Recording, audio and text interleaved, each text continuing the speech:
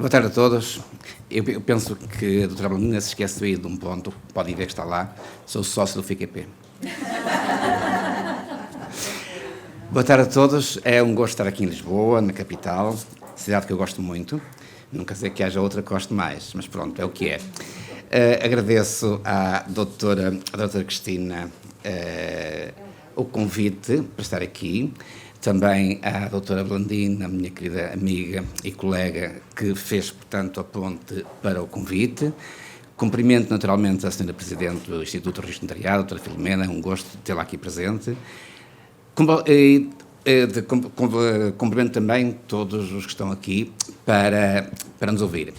Antes de falar sobre este tema, gostaria de deixar aqui um elogio muito sério ao Conselho Regional de Lisboa, por se lembrar não só deste congresso, creio que foi também organizado com a ajuda da doutora Blandina, mas também do ciclo de conferências que foram dados por conservadores, mas o mérito vai para o Conselho Regional, que se lembrou de que, ao fim e ao cabo, a nossa vida passa muito pelos registros, eu diria até passa toda pelos registros, a começar no nascimento, não é verdade, até que morremos, pronto. Mas isso são outros 500.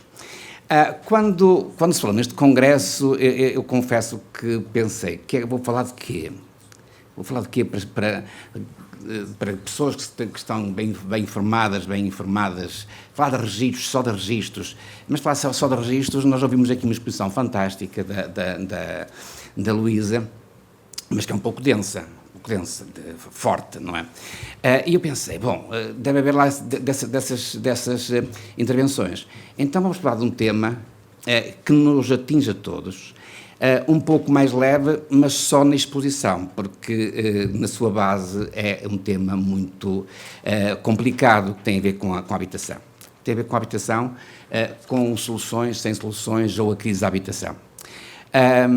E este é um convite que eu faço, porque no final vou falar um bocadinho de registro predial e também titulação, fazer alguma crítica, alguma legislação, mas antes disso fazia um convite para ponderarmos porque é que estamos em crise na habitação. E para isso trago aqui algumas informações, e que são as seguintes. Em Portugal falta habitação, isso é verdade, mas não faltam casas. Essa é a primeira constatação que nós temos que fazer e temos que encarar, na minha perspectiva, de forma muito séria. Falta habitação, não faltam casas. Então vamos ver. Na OCDE, Portugal é o país com mais casas por 1.000 habitantes. 580 casas por 1.000 habitantes. Somos, de facto, um povo de proprietários. Só que cerca de 735 mil casas encontram-se vazias. 735 mil casas encontram-se vazias. Já são mais, não é? Pronto, eu podia dizer que cerca de... Não é mais. É cerca de 1 milhão. Consequentemente, estas casas estão vazias, não estão no mercado. Nem no mercado de arrendamento, nem no mercado do negociado.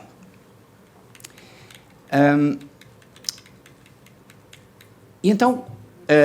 quais são as causas? Portanto, isto são dados que recolhi e que, ainda que me enganem 50 mil, andam por aí. Quais são, então, as causas da crise habitacional? Isto é importante porquê? Porque todos nós estamos condenados, digamos, a querer uma casa, a viver numa casa.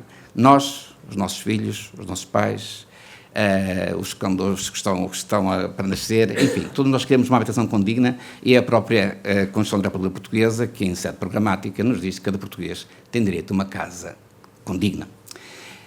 Bom, penso que a primeira causa que podemos aqui elencar é a falta de investimento público na habitação social.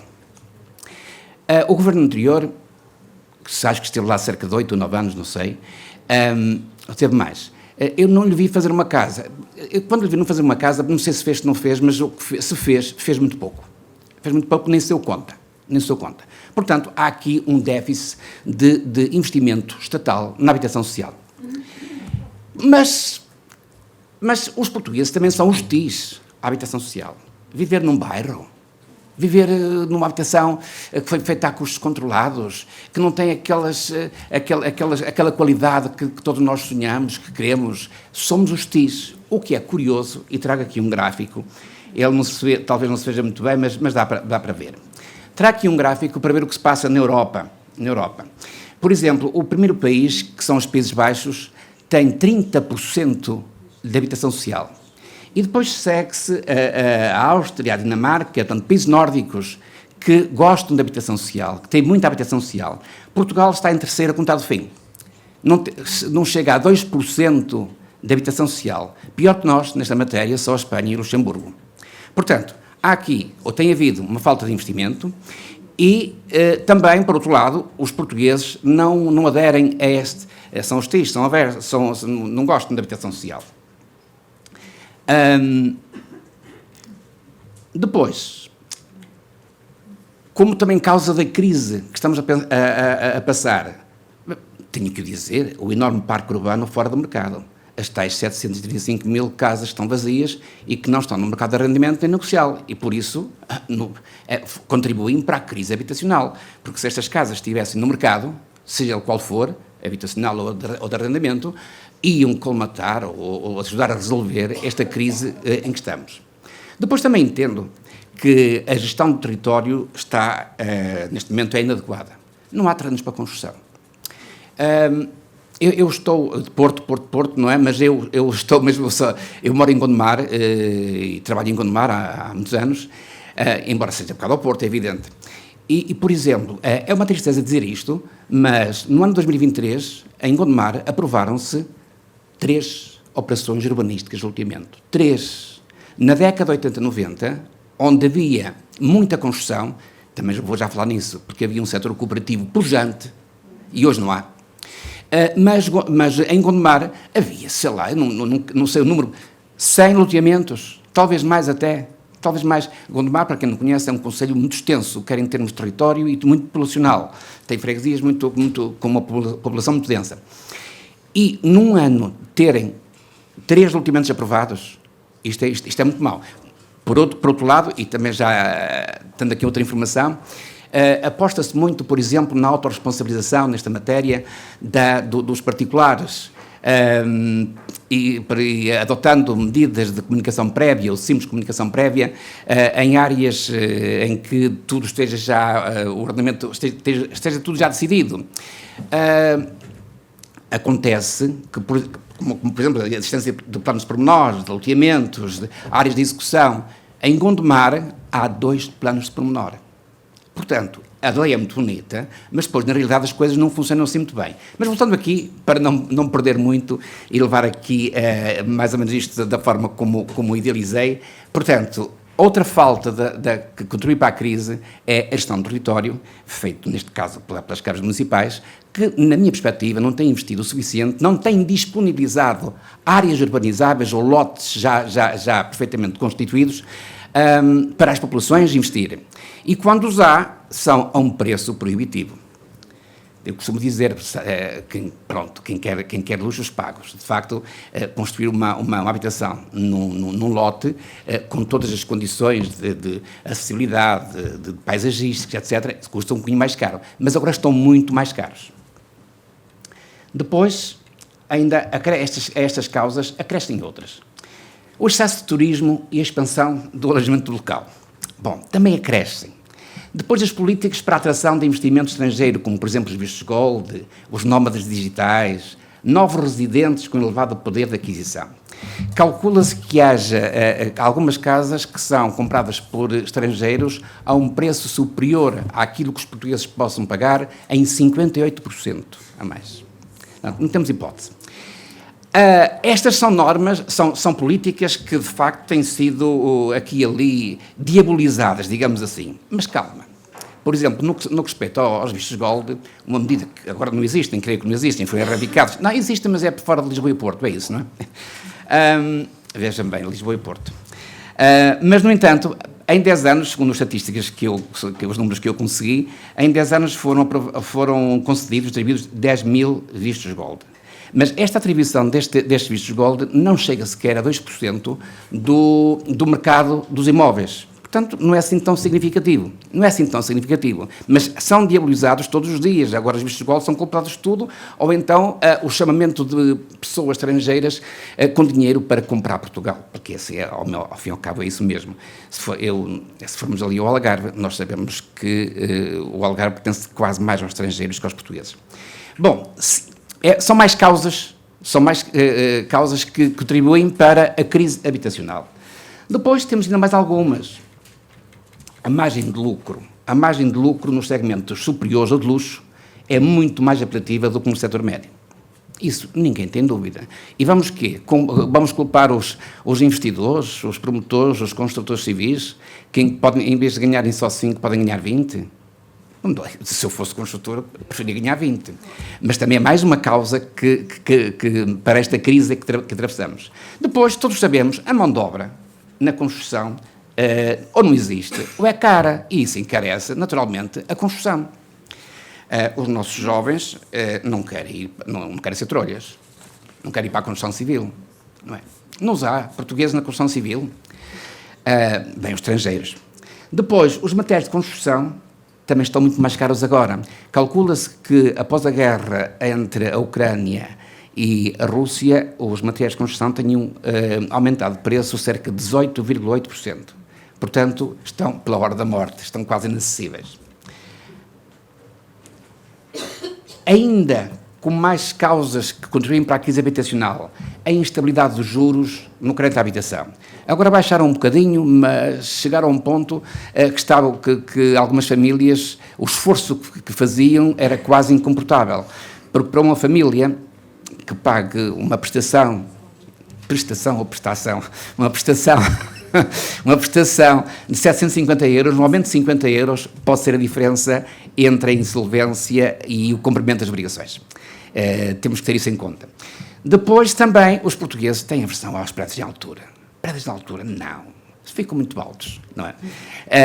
E isso também, quando o custo da habitação não é diluído por andares, portanto, fica mais caros também mais uma causa.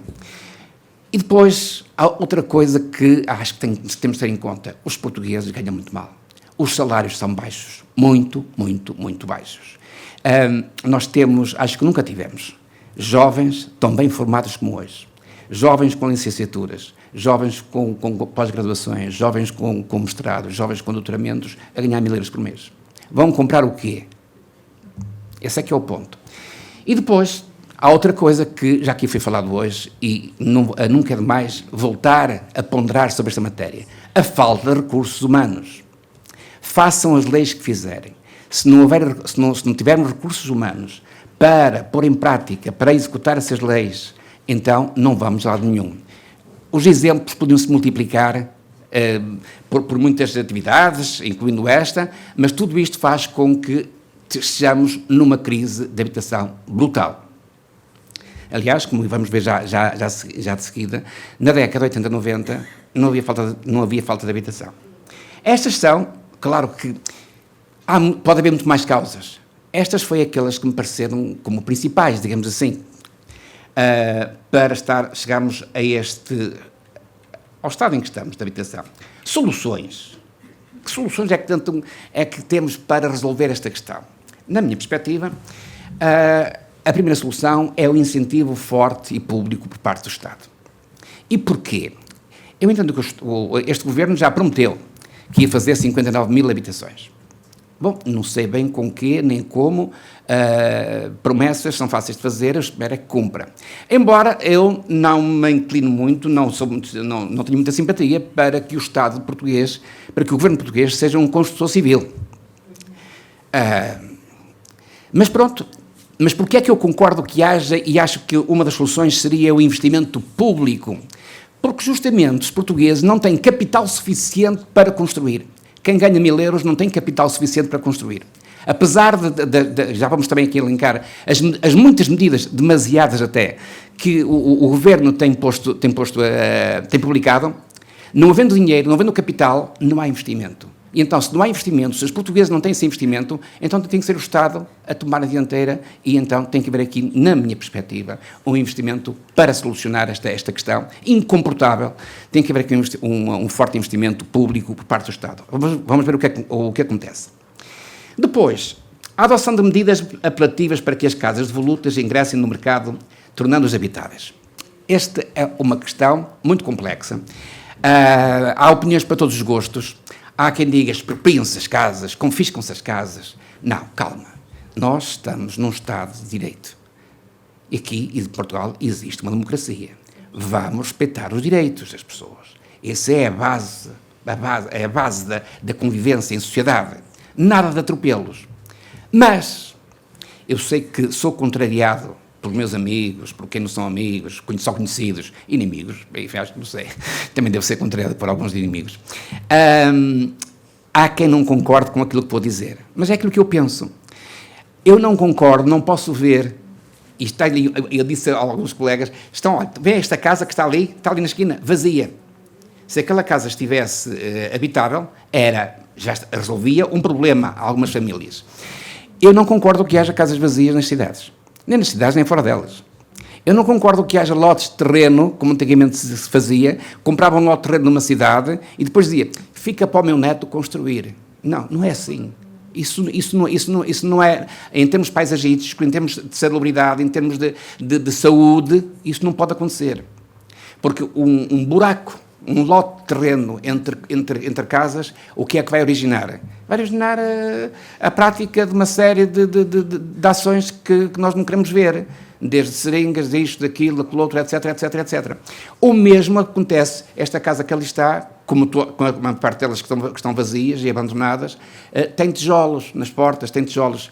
Como é que Lisboa, uma cidade tão bonita, estou a falar a sério, como é que Lisboa, uma cidade tão bonita, já agora estou a falar tão a sério que eu morei 2 anos na Praia das Maçãs.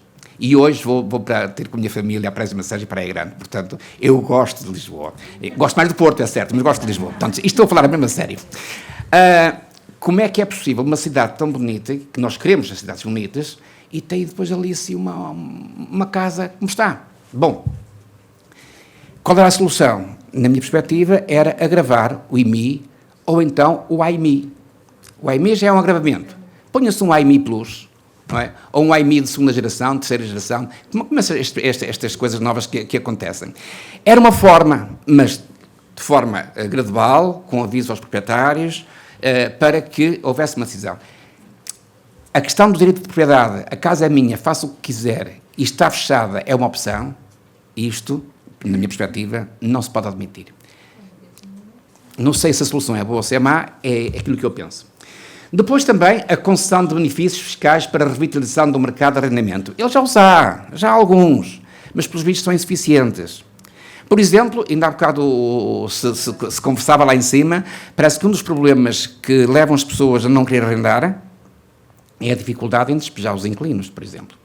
E depois também há outras questões, e isso é tudo verdade, há inquilinos que vão para uma casa novinha, estão lá há 2, 3 anos e quando saem partem-na toda, quer dizer, a renda, o lucro não chega para o arranjo.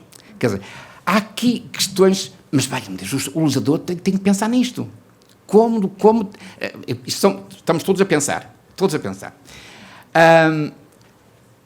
Depois, ainda como soluções, incentivo público na habitação, Estados e as autarquias. Eu penso que as autarquias, nos últimos anos, têm dormido no ponto, como dizem os nossos colegas brasileiros, têm dormido no ponto.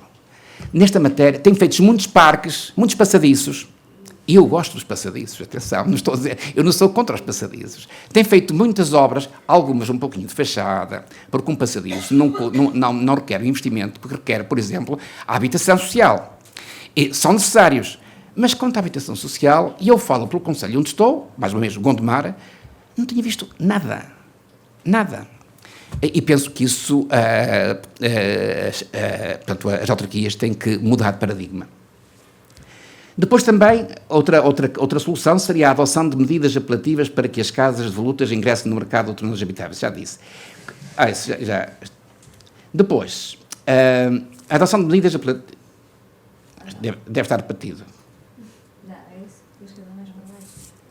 Depois estou habituado a fazer um clique e ela dá...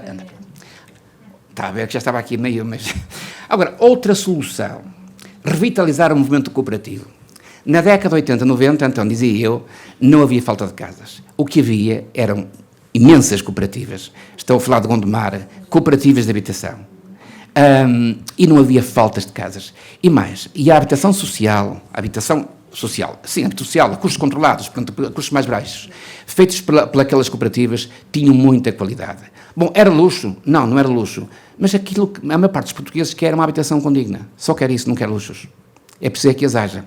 Portanto, revitalizar o movimento cooperativo, penso que é essencial e fundamental, porque tem muito mais poder de intervenção junto do credor do que um simples particular, muitas vezes, não é? Depois, simplificar o licenciamento. Porque uma das grandes coisas, uma das grandes causas que se dizem, os licenciamentos são demorados, é por causa deles, porque uma licença demora 2 anos, demora 1 ano. Portanto, simplificar o licenciamento. Isto, vamos ver se já está simplificado. Essa é a questão que vamos ver, ou vou tentar explicar mais no fim.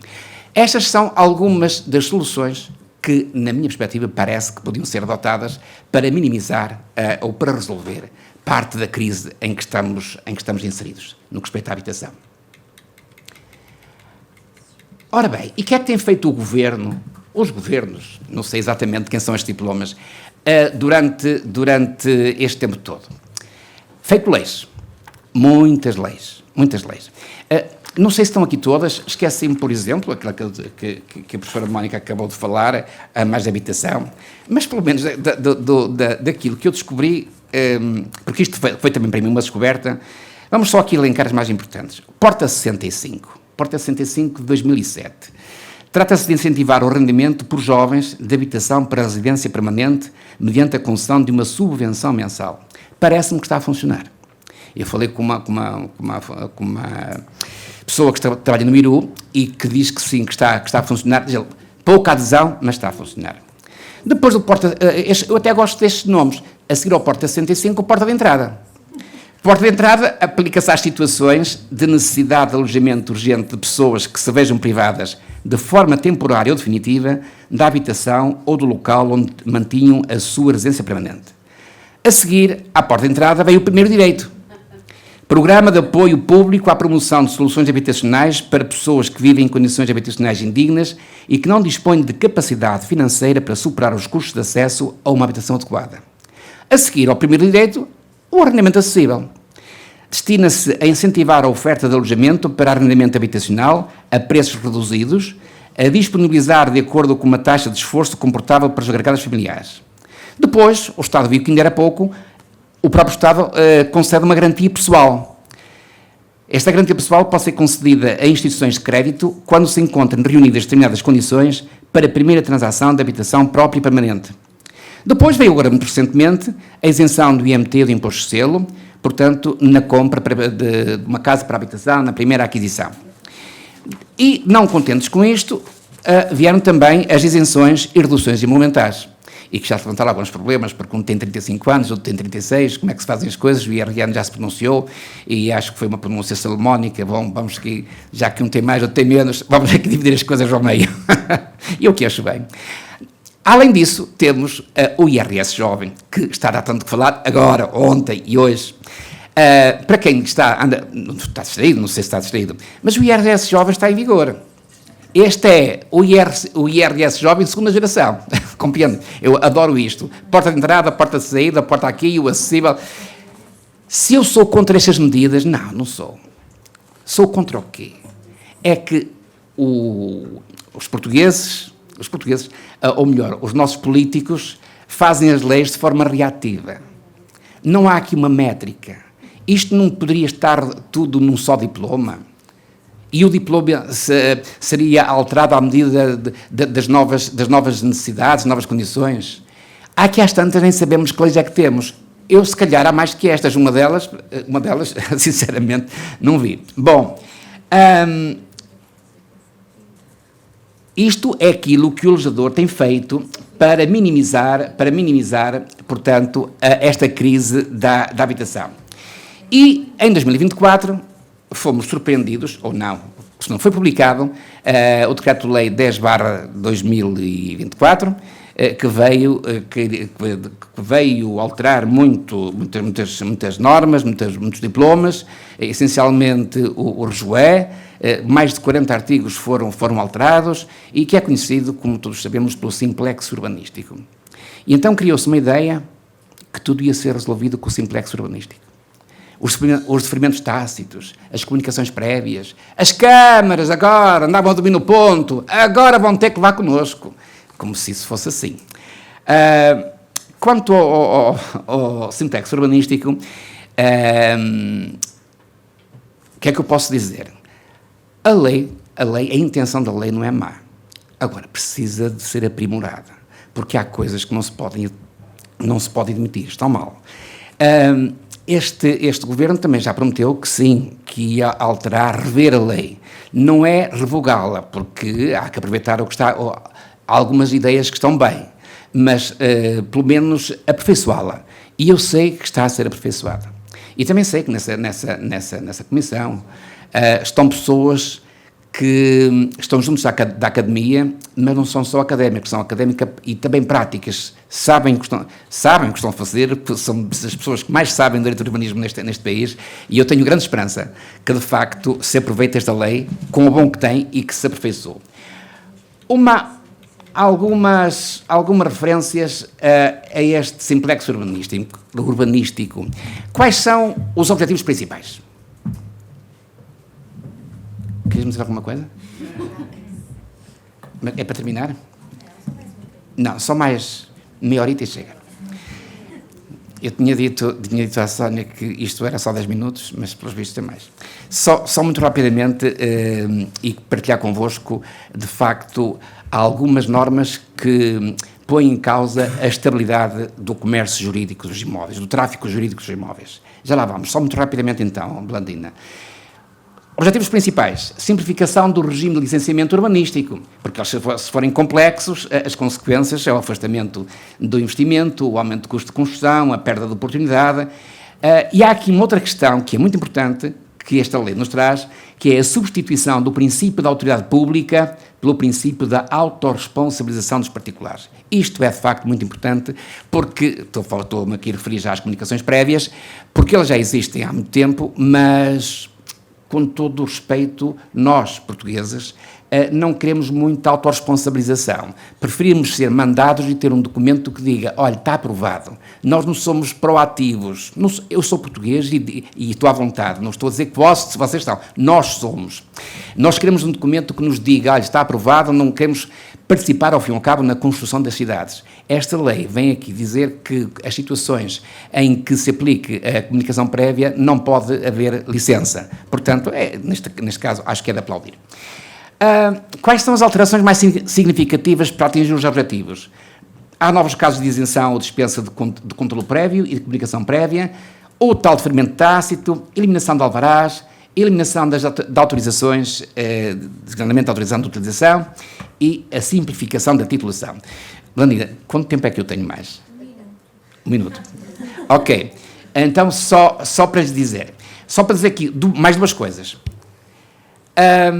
Ficamos com a ideia, quanto ao deferimento tácito, que quando o particular comunica à Câmara que vai fazer certa operação urbanística e a Câmara não responde, por exemplo, como está aqui, no prazo de 120 dias ou 150, conforme a operação urbanística, então podemos construir à vontade, podemos começar a dar início aos trabalhos e a Câmara tem que aguentar, tem que aceitar aquilo que nós fazemos. Não é verdade.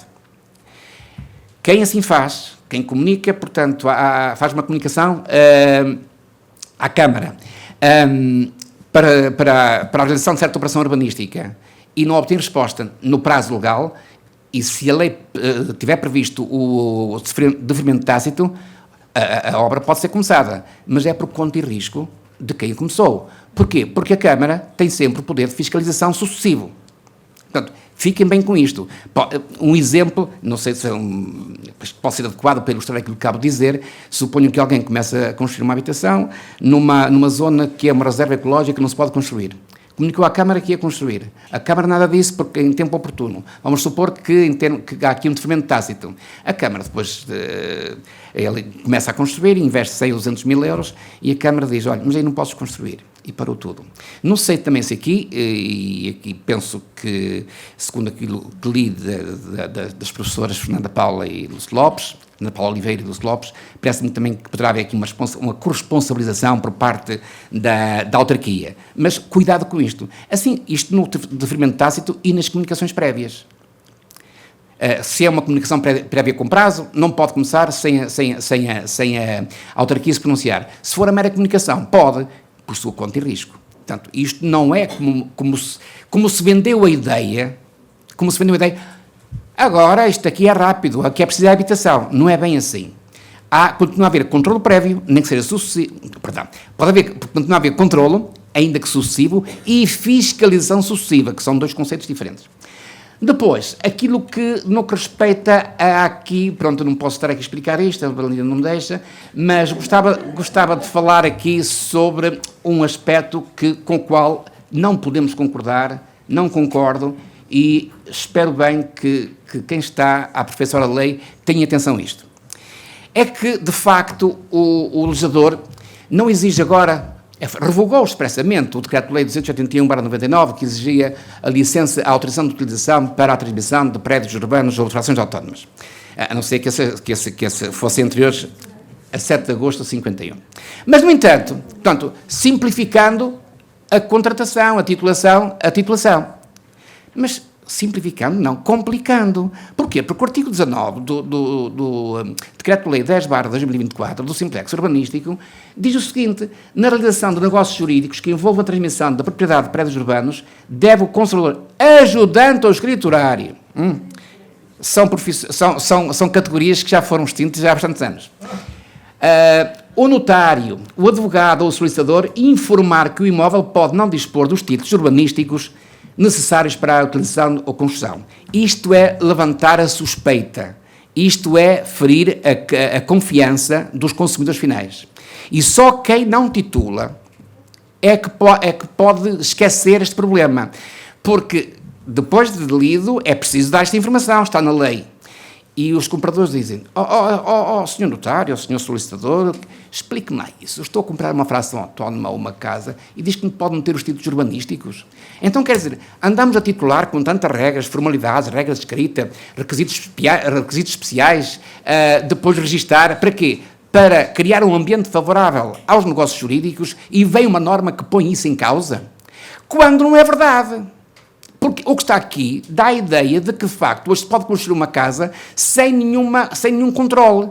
Isto não é verdade. Porquê? Porque o uso das habitações, as operações, primeiro, para usar uma habitação tem que haver operações urbanísticas. Essas operações urbanísticas podem ter controle prévio ou sucessivo. Mas há sempre um controlo. Se houver controle prévio, a utilização das habitações, das frações autónomas, a partir do momento que se comunique à Câmara, se enviem determinados documentos, um deles um termo de responsabilidade, portanto, pode logo ser habitável essa construção. Há aqui um termo de responsabilidade por uma pessoa que é responsável. Então, há um controlo. Se é sucessivo, então a comunicação é comunicação com prazo e não se pode habitar durante 20 dias e durante esses 20 dias o Presidente da Câmara pode fazer, ou mandar fazer uma vistoria para verificar a conformidade da construção com as regras urbanísticas legais. Mas quem vir isto, diz, isto não há controle nenhum. Então não seria melhor que nos títulos dissesse foi recebido o termo de responsabilidade relativo a esta construção que está a ser vendida? Não era melhor? Mas só... Eu acabo já, Valentina. Mas, e vamos mais longe. Eu acho que o legislador não desconhece algumas profissões, que está aqui a dizer ajudante escriturário, não existe, são oficiais de registro. E desconhece o seguinte, desconhece, por exemplo, o Código de Registro Predial. Porquê? Porque o artigo 90A continua a aceitar que se anote na descrição a autorização de utilização. E também o registro da concessão, o registro das casas de renda económica e a custos controlados, também se faz esse registro com a apresentação da licença de utilização. Então, o que é que ficamos? Normalmente penso que não será necessário. Uma coisa é certa, e ainda mais, para terminar, E aqueles casos, as novas casas não vão ter licença de utilização. Pronto, isso não vão. Podem ter um certificado da Câmara, que é isso que eu gostava que fosse apresentado. Esta casa está conforme, não é ilegal e tem os requisitos mínimos, mas suficientes para ser habitada. Isso é que eu gostava que fosse. Mas aquelas casas que têm licença de utilização e os atuais tituladores dizem, olha, tenho aqui a licença, mas tenho que dizer que pode não ter, sabem? Isto. E aquelas que foram construídas antes de 51, que não havia sequer geo. Bom, eu peço desculpa por me alongar. Estas são algumas questões que eu trago aqui para todos pensarmos e estou à vossa disposição. Muito obrigado pela vossa atenção.